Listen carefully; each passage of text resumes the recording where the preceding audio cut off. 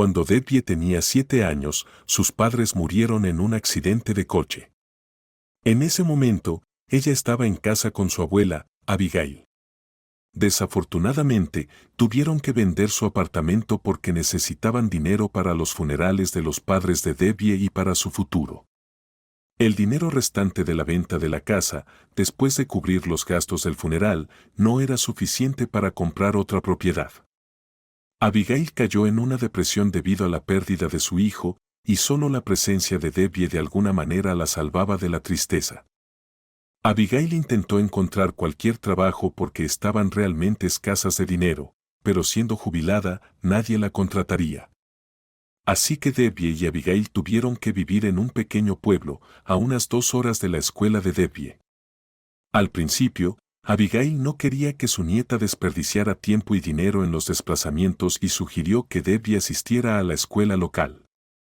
Sin embargo, recordó que la escuela de Debbie era pública, por lo que no tenía matrícula, a diferencia de la local, donde casi la mitad de la pensión de Abigail se hubiera ido en pagar la escuela. Además, dado que Debbie ahora era huérfana, tenía derecho a beneficios, incluyendo subsidios por la pérdida de ambos proveedores y transporte público gratuito. Como resultado, Debbie terminó viviendo con su abuela.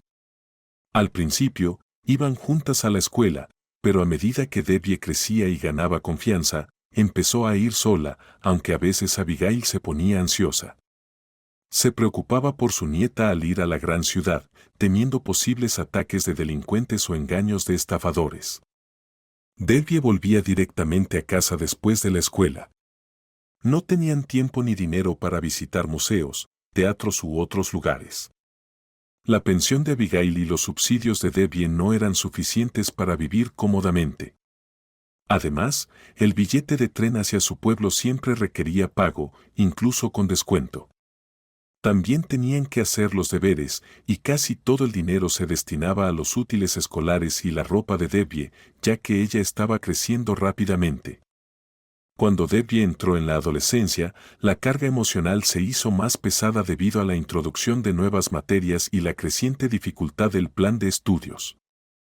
Ella hizo todo lo posible por sobresalir académicamente para que no necesitaran contratar tutores. Solo iban a la ciudad durante las vacaciones y solo podían visitar cafés o restaurantes en cumpleaños o Navidad.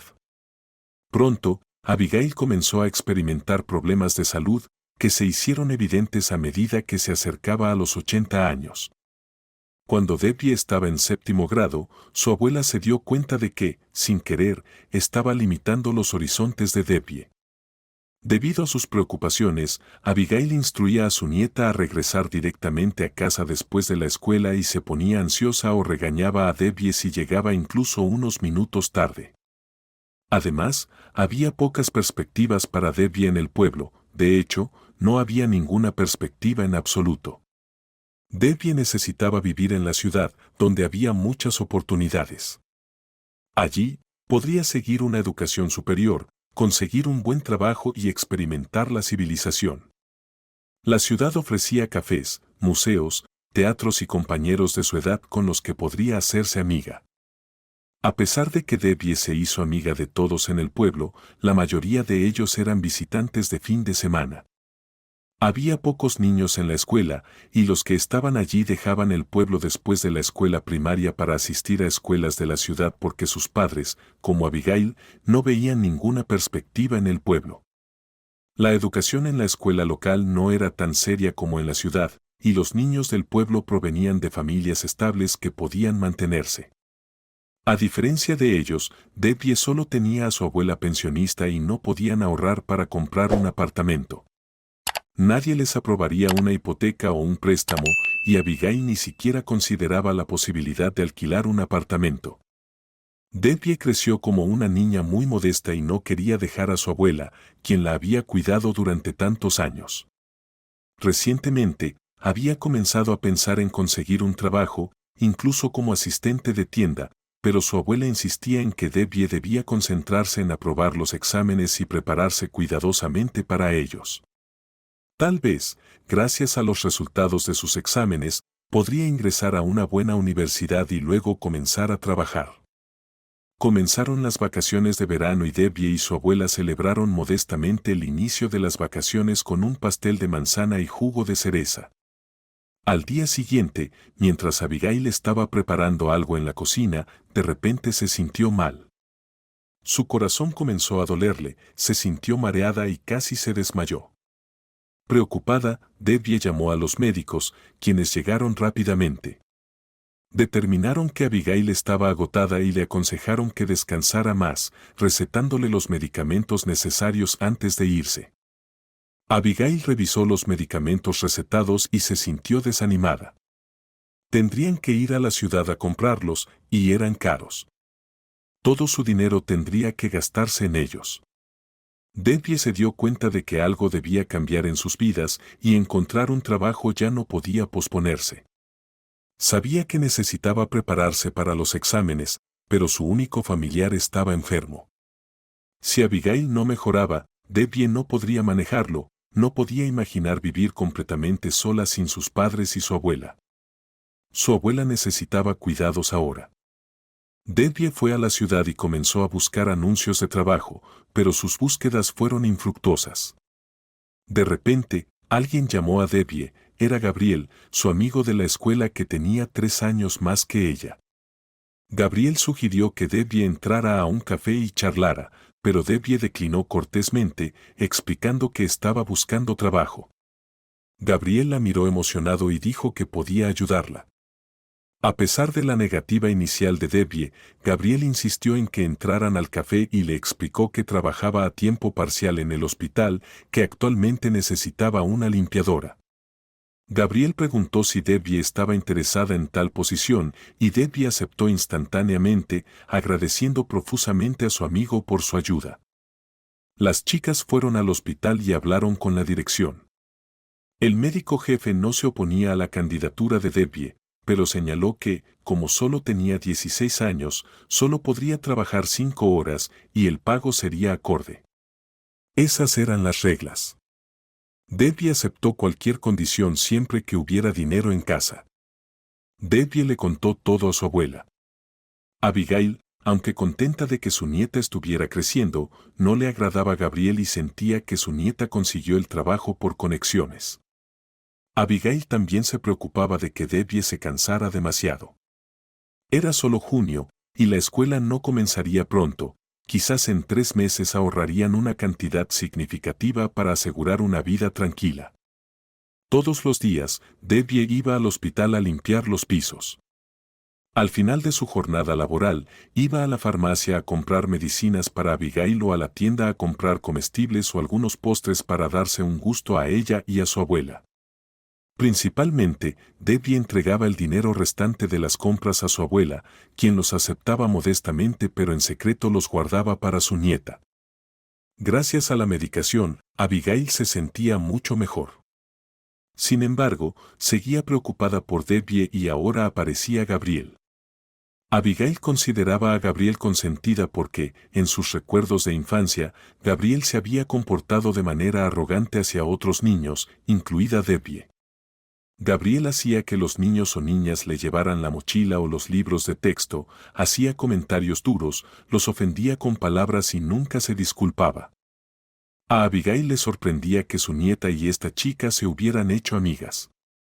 Ahora, Gabriel también le había conseguido un trabajo a Debbie a través de conexiones, lo cual a Abigail no le gustaba en absoluto. Temía que eso pudiera perjudicar a su nieta, preguntándose si Gabriel podría recordarle más tarde a Debbie que le debía algo. Además, Abigail se preguntaba si no habría otras vacantes de trabajo más decentes. Dada la edad de Debbie, Abigail pensaba que limpiar mesas y lavar platos en un café era mejor y más rentable que limpiar pisos en un hospital. Abigail se preocupaba de que Debbie pudiera contraer algo en el hospital y pensaba que Gabriel era descarada. A pesar de su juicio, Gabriel estaba ayudando mucho a Debbie. Le mostraba nuevas rutas para llegar al pueblo, le decía dónde se vendían cosas, qué tarjetas de descuento estaban disponibles, cómo moverse por la ciudad, a quién evitar y a dónde no ir, especialmente por la noche. Gabriel también le aconsejó a Debbie que consiguiera una tarjeta donde se le acreditara su salario. Abigail sorprendió a Debbie dándole parte del dinero que había ahorrado, permitiéndole a su nieta comprar un teléfono móvil para que pudiera notificarle a su abuela sobre sus planes o su paradero. Debbie y Abigail habían pospuesto la compra de un teléfono porque realmente no lo necesitaban y porque los teléfonos móviles eran muy caros. Abigail empezó a acostumbrarse a que su nieta fuera a trabajar a la ciudad y le permitió quedarse más tiempo para que pudiera dar un paseo, ir a un café, visitar lugares y eventualmente hacer algunos amigos. Abigail le pidió a Debbie que no le diera su salario, sino que lo ahorrara para ella misma, por ejemplo, para ropa nueva u otros artículos deseados. Debbie intentó socializar con chicos de su edad en la ciudad, pero en cuanto veían su ropa ligeramente gastada y su falta de maquillaje, o bien decían inmediatamente que tenían que irse o simplemente la ignoraban, lanzándole miradas despectivas. No funcionó salir con Gabriel porque sus turnos en el trabajo no eran todos los días y venía al hospital después de clases en el instituto, cuando el día laboral de Debbie ya había terminado. Gabriel insinuó claramente a Debbie que no le resultaría interesante salir con él. Los médicos, enfermeras y otros empleados del hospital eran mucho mayores que Debbie, tenían sus propios asuntos importantes y algunos miraban con desdén a la limpiadora del pueblo. A pesar de que su limpieza dejaba las salas y los pasillos perfectamente limpios, lo cual el médico jefe no podía dejar de apreciar. Desafortunadamente, Debbie no tenía con quien salir o incluso ser amiga, y no quería asistir a eventos o lugares sola, era demasiado aburrido. Aproximadamente un mes después de haber empezado su trabajo, trajeron a un joven al hospital. No había frenado correctamente en su motocicleta, se cayó y evitó la muerte por poco. Ahora estaba en coma, pero había una posibilidad de que sobreviviera. Su casco lo había salvado. El joven tenía unos 19 o 20 años y una apariencia impresionante. Cuando Debbie lo vio por primera vez, se quedó asombrada y se quedó congelada por un momento, incapaz de apartar la vista de él. Para ella, parecía un príncipe de un cuento de hadas. En los días siguientes, mientras Debbie limpiaba los pisos de su sala, admiraba al joven y comenzó a sentir que se estaba enamorando de él. Gabriel notó cómo Debbie miraba al paciente. El chico se llamaba Daniel. Sus padres eran ricos, pero habían muerto hace varios años, y ahora él era el heredero de un gran holding. Gabriel comentó que Daniel era rico y probablemente ni siquiera la notaría, y que el amor a primera vista no existía, lo que ofendió ligeramente a Debbie. Cuando Abigail escuchó sobre esta conversación, le pidió a su nieta que no prestara atención a Gabriel. Todavía era incierto cómo reaccionaría Daniel ante ella. Debbie a veces le hablaba a Daniel, imaginando que él la escuchaba, aunque no pudiera responder. Le contaba sobre el clima, su abuela, el pronóstico del médico sobre su salud y sus planes para la universidad. Debbie le decía que realmente esperaba conocerlo y estaba esperando que despertara. Daniel empezó a respirar con más facilidad. Un día, Debbie vio a dos personas venir a ver a Daniel. A juzgar por su ropa, parecían ser hombres de negocios, y Debbie pensó que podrían ser parientes de Daniel. Pasaron un tiempo en su sala y luego salieron al pasillo con el médico. El médico mencionó que la condición del joven era estable y que podría despertar en un par de días. Debbie se alegró mentalmente con esta noticia. El médico se fue, y los visitantes comenzaron a discutir algo sobre el holding. Luego, uno de ellos volvió a entrar en la habitación del hospital de Daniel. Cuando salió, Debbie de repente escuchó una frase extraña: «Eso es todo, el chico está condenado, y el holding será nuestro». Debbie casi gritó de horror, pero afortunadamente, los hombres no la vieron ya que se había escondido tras la esquina. Estaba conmocionada y confundida por la frase «el chico está condenado» y se preguntaba por qué estas dos personas parecían estar enterrando a Daniel por adelantado. Debbie comenzó a escuchar con atención, sintiendo que estos dos estaban tramando algo muy siniestro.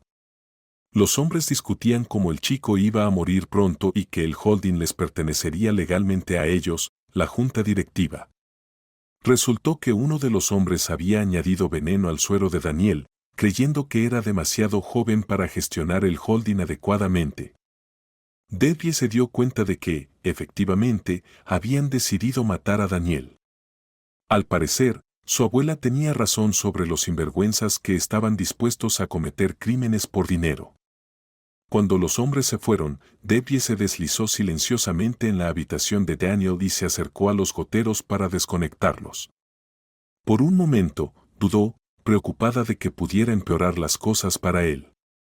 Sin embargo, el miedo de que Daniel no sobreviviera era mucho más fuerte. Con manos temblorosas, Debbie lo desconectó del suero.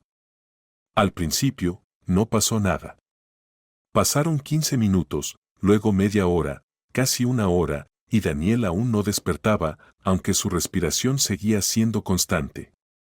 Debbie se asustó aún más, pero también tenía miedo de dejar la habitación de Daniel. Quería asegurarse de que él estuviera bien y se olvidó por completo de su trabajo.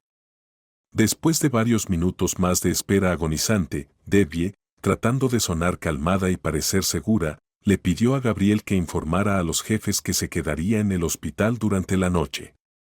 Su amiga estaba extremadamente sorprendida, pero accedió.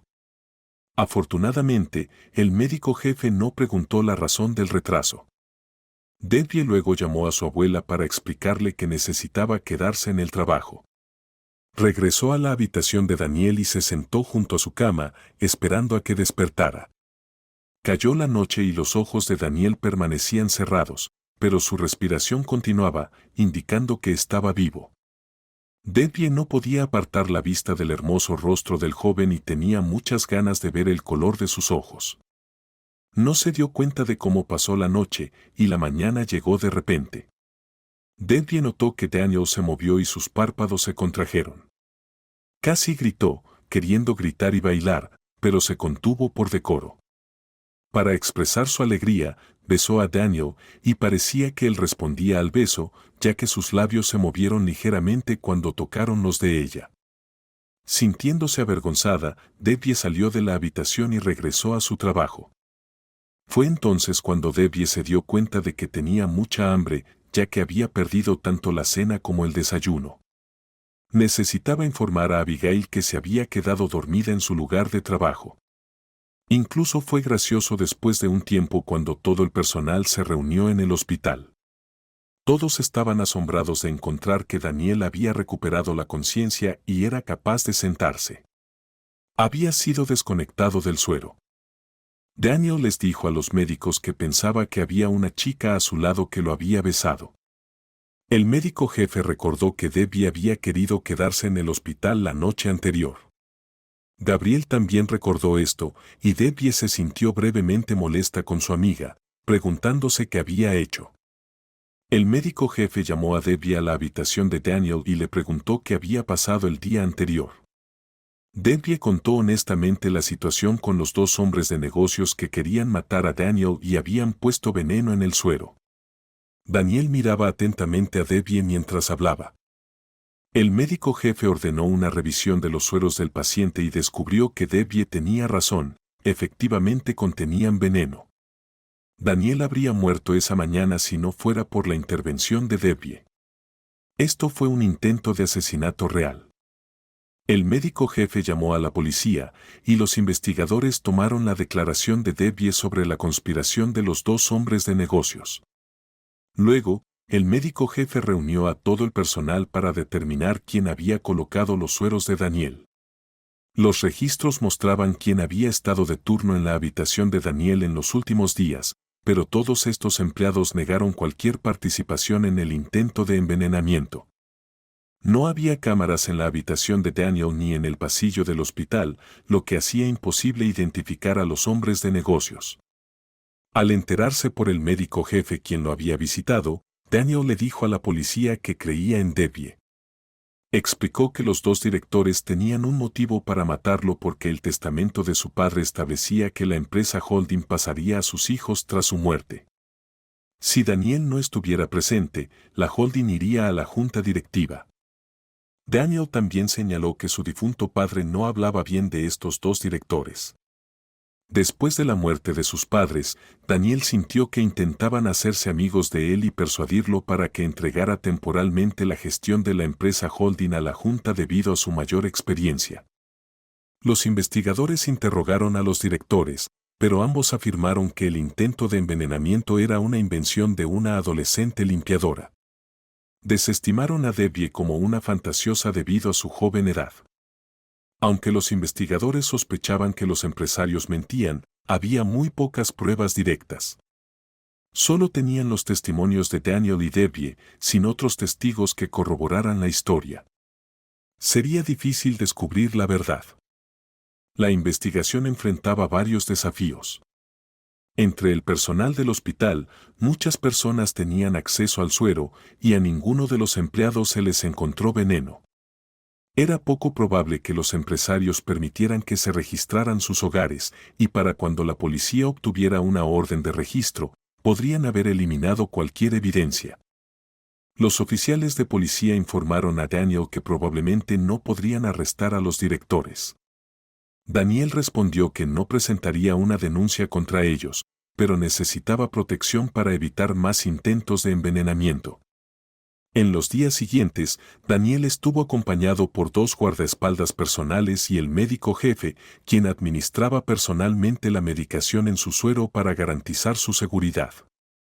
Sorprendentemente, después de que llegara la policía, los 2 empresarios dejaron de visitar a Daniel y afirmaron estar muy preocupados por el futuro de la empresa holding. Debbie continuó fregando los pisos en todas las habitaciones, incluida la de Daniel, a quien le tenía suficiente confianza para permitirle entrar.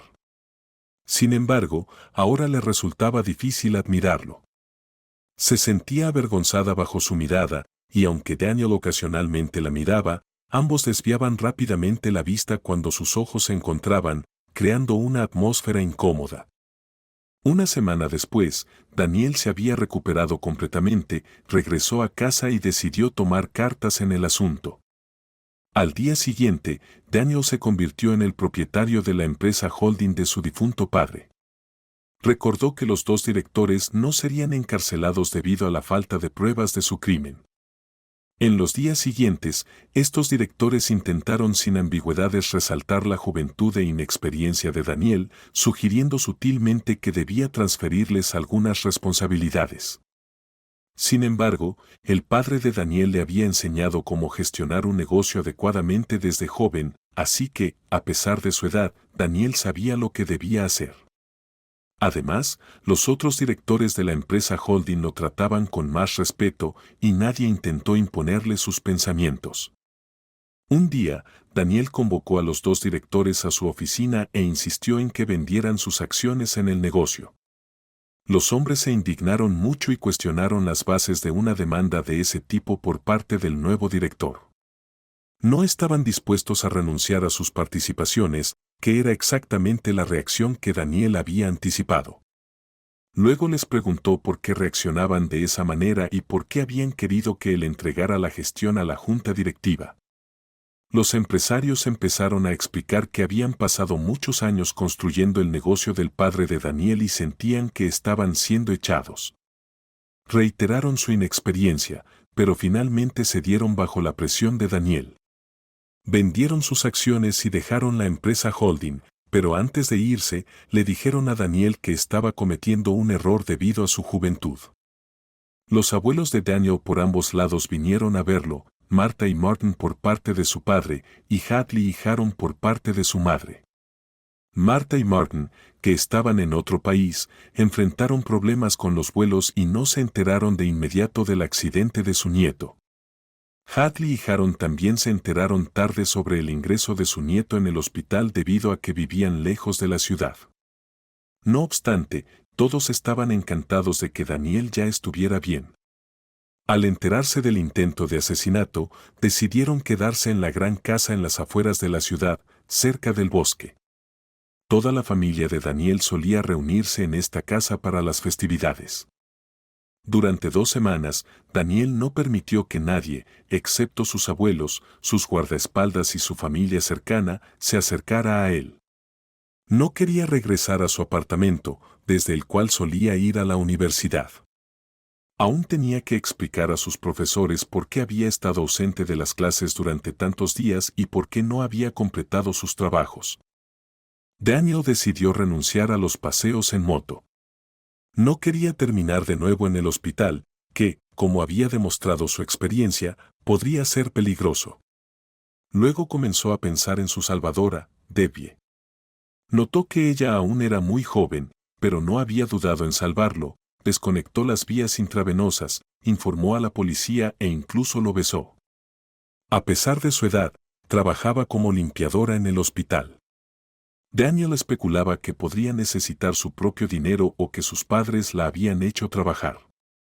Quería conocer mejor a Debbie y sentía que era algo injusto que ella lo hubiera salvado sin recibir un agradecimiento adecuado. Daniel visitó el hospital para agradecerle a Debbie por salvarlo y ayudarlo, lo que hizo que ella se sonrojara.